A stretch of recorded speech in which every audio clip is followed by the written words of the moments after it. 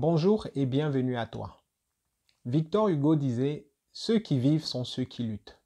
Et Anne Baratin a complété en disant « Ceux qui luttent sont ceux qui vivent et les autres se promènent dans la vie ». Comme des milliers, des millions de salariés, tu as reçu le courrier bilan annuel qui annonce les chiffres réalisés par ton entreprise. Et certainement, ton entreprise a réalisé des millions en chiffre d'affaires. Mais le courrier se termine en disant que toi, personnellement, tu auras 1%, voire tout au plus 2% d'augmentation.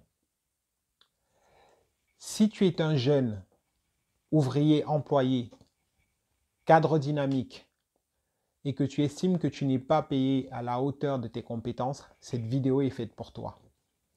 Si tu as plus de 10, 15, 20 ans d'expérience, toujours à la même position, cette vidéo est faite pour toi.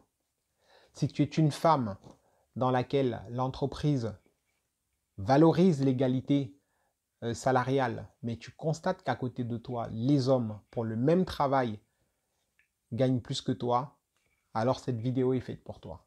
Dans cette vidéo, je vais te partager mon expérience et celle de Francis Ngannou pour te pousser à te décider à passer à l'action cette année 2022. Bonjour et bienvenue à toi, je suis Alexis Mbakop. Sur cette chaîne, nous abordons de façon décomplexée les problématiques, les difficultés de la diaspora afin d'y apporter des solutions concrètes, pratiques pour que la diaspora soit la plus forte, riche et puissante financièrement. Nous sommes forts ici. Francis Ngannou est champion du monde poids lourd en MMA qui est une discipline sportive de combat et il fait partie de la fédération UFC aux États-Unis. Ce qui m'a le plus marqué, c'est que le soir de sa victoire, il a fait un discours qui m'a laissé perplexe. C'est quoi la suite, Francis? Parce qu'il y a plein de choses. Tout le monde parle de boxe, tout le monde parle de Tyson Fury, peut-être John Jones, une revanche avec Cyril? Tout est possible à l'heure ici. Par contre, il faut résoudre la situation avec l'UFC qui est très tendue ces derniers temps. Et pour ce qui concerne mon avenir ici, je ne sais pas trop rien, mais je pense que ayant un maximum de cartes en main, ils vont soit s'arranger à me retrouver au milieu des négociations ou me libérer, quoi. Tu es en position de force aujourd'hui, Francis? Je ne dirais pas en position de force. Moi, je combats la liberté, je combats l'indépendance, je combats mon droit, c'est tout au fait. Je pense que chaque être humain devait être dans cette position sans toutefois être champion. Je pense que chaque combattant devait être en position de s'exprimer et de revendiquer ce qui lui est dû sans toutefois avoir peur des représailles. Je combats pour l'indépendance, je combats pour la liberté. Waouh! Dire ça devant les caméras, devant tout le monde et notamment devant son boss Dana White. C'est un risque énorme, immense que Ngannou prend là devant tout le monde entier. En réalité, Francis Ngannou se bat aussi pour l'augmentation salariale. Il faut comprendre que l'UFC, lors d'un combat comme celui-là, un combat de défense de titre mondial, signe des pay-per-view, signe des droits TV qui dépassent plus de 200 millions de dollars. Et ce que touchent les athlètes est très faible par rapport à ce que peuvent redonner d'autres fédérations, notamment en boxe ou en kickboxing aux athlètes. L'UFC profite ici en réalité du fait que cette discipline MMA n'est pas encore aussi bien encadrée aux États-Unis et même de par le monde entier pour ne pas reverser un pourcentage considérable aux athlètes. Et plusieurs sportifs, notamment Paul Jack, le youtubeur boxeur, sont en train de monter maintenant pour revendiquer que les droits des athlètes soient pris en compte de façon plus considérable au sein de l'UFC. Vous voyez un combat comme ça qui est initié par Ngannou, ce gars qui venait d'un petit bled, un village bâtier, pour devenir champion à l'UFC. Et beaucoup de personnes ont estimé que Francis Ngannou devait fermer sa bouche parce qu'il est totalement redevable à l'UFC. C'est le cas de Fernand Lopez, son ancien entraîneur, qui a considéré que Francis Ngannou était égoïste, ambitieux parce qu'il demandait des sommes trop astronomique quand on sait d'où il vient. Lopez se permet de le traité ainsi parce qu'il a accueilli Francis Ngannou quand Francis Ngannou est arrivé en France et qu'il n'avait pas de papier, il n'avait pas où se loger, il n'avait quasiment rien dans la vie. Alors Fernand Lopez l'a récupéré et Fernand Lopez l'a aiguillé jusqu'à ce que Francis Ngannou se sépare de lui, va aux États-Unis et devient ce qu'il est aujourd'hui. Et donc dans le combat de Francis Ngannou, au lieu de l'accompagner, Fernand Lopez considère que parce que Francis Ngannou vient d'un milieu où il n'avait rien du tout et que le MMA lui a tout donné, il devrait fermer sa bouche. Et peut-être toi tu es comme ça. Peut-être parce que tu es arrivé dans ce pays où tu es aujourd'hui et que tu n'avais rien du tout, tu t'es battu, on t'a aidé et peut-être cette entreprise t'a donné ta chance et aujourd'hui tu travailles, tu n'évolues pas, mais tu estimes que parce que l'entreprise t'a permis par exemple de changer ton statut d'étudiant à travailleur, aujourd'hui tu leur dois tout. Aujourd'hui tu dois tout à ton entreprise. Donc même quand tu n'évolues pas, tu as cette frustration intérieure, tu as cette gêne intérieure, tu as cette lourdeur au fond de toi, mais tu continues à aller au boulot, tu continues à aller au travail avec cette charge psychologique. Est-ce que je peux oser affronter ceux qui m'ont aidé? Est-ce que je peux oser affronter cette entreprise qui m'a aidé à changer ma situation? Et bien Francis Ngannou ici, il prend le risque de mettre en difficulté sa situation, mais ce n'est pas que pour lui. Il dit « Je me bats pour l'indépendance, pour que les athlètes n'aient plus à avoir peur de revendiquer leurs droits en craignant les représailles. » Aujourd'hui, je vais t'inviter au combat. Aujourd'hui, je vais t'inviter à bousculer, à changer les choses. Tu connais ta valeur. Tu connais tes compétences. Tu connais ton expérience. Si tu n'es pas payé à la hauteur de tes compétences, si tu n'es pas payé à la valeur de ce que tu estimes être, il est temps pour toi, mon cher ami, d'entamer les démarches pour changer de job, pour changer de boulot. L'entreprise t'a peut-être aidé, ça peut durer 6 mois, ça peut durer 1 an, mais quand ça commence à durer 3, 4 ans, 5 ans, sans évolution salariale, sans évolution de position, c'est que tu n'es plus à ta place. Et ça, cette décision, il n'y a que toi qui peux la prendre.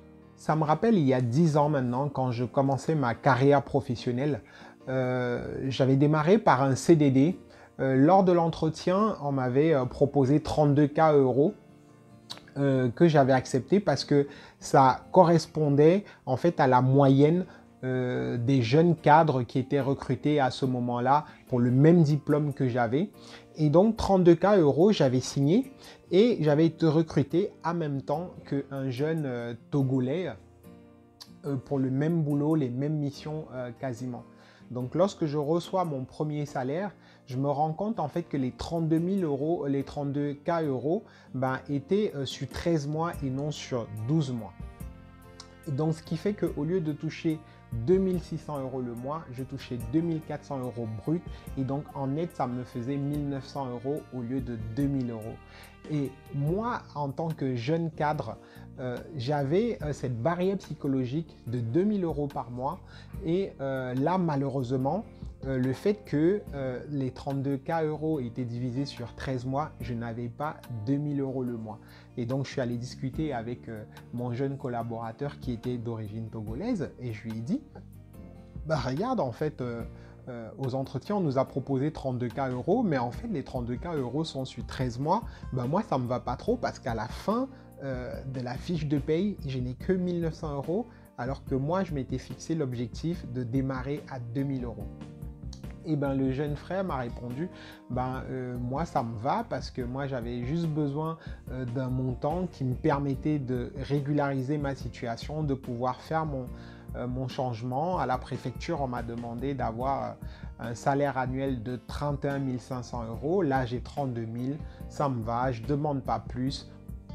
Je suis très reconnaissant à cette entreprise de m'avoir signé, ainsi de suite. Et moi, j'ai osé, je suis allé voir la RH et je leur ai dit, voilà, nous avons signé 4 mois. Lors de l'entretien, j'avais compris que c'était 32 000 € l'année et donc 12 mois. Donc là, je m'aperçois que c'est 32 000 € sur les 13 mois, donc je n'aurai pas un 13e mois. Là, nous avons signé 4 mois, vous avez dit qu'on prolongera, mais au bout du 4e mois, lors du renouvellement, si vous ne me proposez pas 32 000 €, ben, sur 12 mois, je ne re-signerai pas. Vous savez ce qui s'est passé? Au bout du 4e mois, au mois d'août, lorsqu'il fallait renouveler mon contrat est passé à 32 000 € sur 12 mois et donc 35 000 au final. Je ne dis pas ici qu'il ne faut pas être reconnaissant, mais je dis que tu dois d'abord regarder ta personne, quelles sont tes compétences, qu'est-ce que tu vaux et est-ce que tu es payé à ta juste valeur. Francis Ngannou, dans son cas, estime qu'il n'est pas payé à sa juste valeur et il a raison parce qu'à titre comparatif, un champion de son niveau serait payé à des millions de dollars pour un seul combat. D'ailleurs, il se bat pour que dans son contrat, on ajoute une clause qui lui permettrait de faire de la boxe aussi. Et dites-vous que pour un seul combat de boxe, Francis Ngannou pourrait remporter jusqu'à 20 millions de dollars. Et donc, voici quelqu'un qui se retrouve mains et pieds liés par une fédération qui ne veut pas que lui, il aille gagner plus. Et c'est aussi peut-être votre cas, vous êtes lié affectivement, vous êtes lié émotionnellement à votre entreprise parce qu'à un moment donné, elle vous a donné votre chance ou elle vous a permis de réaliser quelque chose. Et aujourd'hui, vous êtes dans le doute, la crainte de que dira-t-on, que penseront les autres si vous annoncez que vous voulez partir. Vous êtes dans cet emprisonnement de réflexion, mais à un moment donné, il va falloir que vous tranchez. Il n'y a plus d'évolution salariale, il n'y a pas d'évolution de position, vous n'êtes plus à votre place. Ça me fait penser à cette anecdote de ce sénateur en fait à la retraite qui va à une station-service avec son épouse. Il prend de l'essence, après il va à la caisse pour payer et là il rencontre une ancienne connaissance qu'il avait quand il était aux études. Il dit « Hey Cathy, qu'est-ce que tu fais là ?» Cathy lui répond « Bah Bill, ça c'est le business que je tiens avec mon mari depuis qu'on a terminé nos études. On a tenu cette station-service, c'est notre business. Toi Bill, tu n'as plus besoin de te présenter, je te connais, je t'ai vu à la télé, tu as été sénateur, je te félicite pour tout le travail que tu as fait, vraiment tu es un mec génial. » Et là Bill, il règle sa note, il vient à la voiture, il est nostalgique et il dit à sa femme « Ben chérie, tu sais qui est-ce que j'ai rencontré à la station-service ?» Et ben c'est Cathy, tu sais, Cathy, c'est un moment donné avec laquelle j'ai hésité si je la choisissais elle ou si je te choisissais toi. Tu t'imagines chérie, si j'avais choisi Cathy, je ne sais pas ce que tu serais devenue dans la vie, tu n'aurais jamais été une femme de sénateur. Et là, son épouse lui répond bah, « Je crois que tu as eu beaucoup de chance de me rencontrer parce que si tu avais épousé Cathy, tu serais gérante de station-service. » Aujourd'hui, qu'aurait été ton entreprise? Que serait devenue ton entreprise si tu n'y étais pas? Que serait devenu Fernand Lopez? Est-ce que Fernand Lopez serait aussi connu s'il n'avait jamais eu Ngannou dans sa vie? Que serait l'UFC aujourd'hui si l'UFC n'avait jamais eu Ngannou? Aujourd'hui, Ngannou fait remporter des millions de dollars à l'UFC et il n'y a aucune reconnaissance en face. Il n'y a aucun remerciement en face. Aujourd'hui, avec tout le job que tu fais, avec tout l'argent que tu fais gagner à ton entreprise, il n'y a pas de reconnaissance. On ne va plus s'arrêter à que penseront les autres. Tu dois passer à l'action. Cette année, tu dois changer d'entreprise. Tu dois arrêter de te limiter. Tu dois arrêter d'être bloqué. Tu dois arrêter de penser ce que diront tel ou tel ou tel. Pense à d'où tu viens et pense à ceux qui viendront après toi. Si tu ne dis rien, si tu ne fais rien, les gens après toi resteront toujours à ce même petit salaire. Or, si tu boudes, si tu dis que ça ne va pas, même si ce n'est pas à toi qu'on le donne, les prochains, quand ils viendront pour leur mettre à l'aise, on leur payera à la bonne hauteur. Donc, arrête d'être le dernier de service. Arrête d'être cette femme-là, en fait, qui sait, qui connaît sa valeur, mais qui se fait payer à des petits tarifs. Exige d'être payé à la hauteur du travail que tu fournis. Ce n'est pas parce que tu es une femme que tu dois être sous-payé. Exige à être payé à la hauteur de tes compétences. Te donne le courage, la force de pouvoir commencer de nouvelles recherches cette année 2022. Du travail, il y en a. Du travail, il y en a pour ceux qui cherchent. Souviens-toi que ceux qui vivent sont ceux qui luttent. Et que ceux qui luttent, ce sont réellement ceux qui vivent. Le reste se promène dans la vie. Voilà ce que je voulais partager avec toi dans cette vidéo. Reçois la force de pouvoir exiger ce qui te revient réellement.